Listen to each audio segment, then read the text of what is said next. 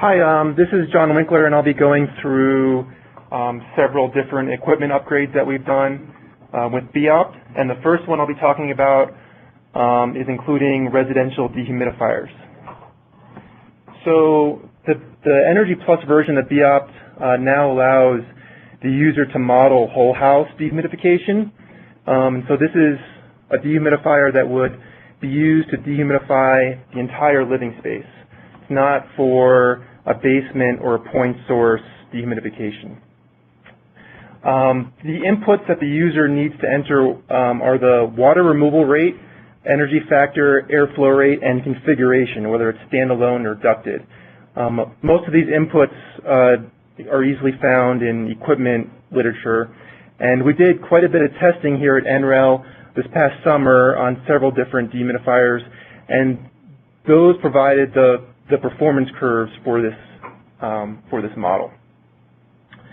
If the user doesn't have the specific inputs at hand, BEopt can also auto-calculate each one for you. And so if you were auto-calculating the capacity, BEopt has a built-in dehumidifier sizing routine that's loosely based off of Manual J, but it provides a pretty good estimate as to what the dehumidifier, the whole house dehumidifier capacity would need to be. For energy factor, unless you enter one, we assume that it just meets the Energy Star criteria, and you'll actually find, if you do a lot of searching around, that though not all dehumidifiers are Energy Star labeled, most of them actually do satisfy Energy Star criteria. So we've just built that in as a default curve unless the user were to enter in their own value. Airflow rates, we kind of, from our experimental results over the summer, we came up with a correlation for airflow rate as a function of capacity. So we have that built into BEopt as well. And then the configuration, the configuration can be automatically determined based on the size. And this is only used for costing if whether it's a ducted or whether it's a small standalone unit, the cost functions are fairly different. So that's why we have that built into there.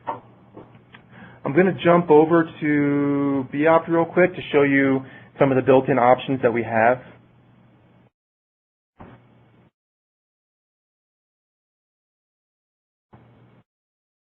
Maybe not.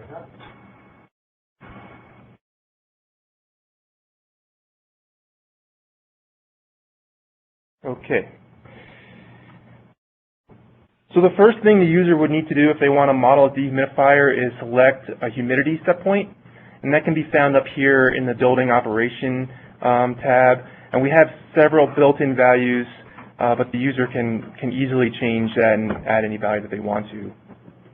And then the dehumidifier inputs reside down here in the space conditioning category. And there are several built-in options. You can have an auto-size dehumidifier that basically auto-sizes everything, or an auto-size ducted dehumidifier. And then we have kind of fairly standard capacities and efficiency levels for different built-in options.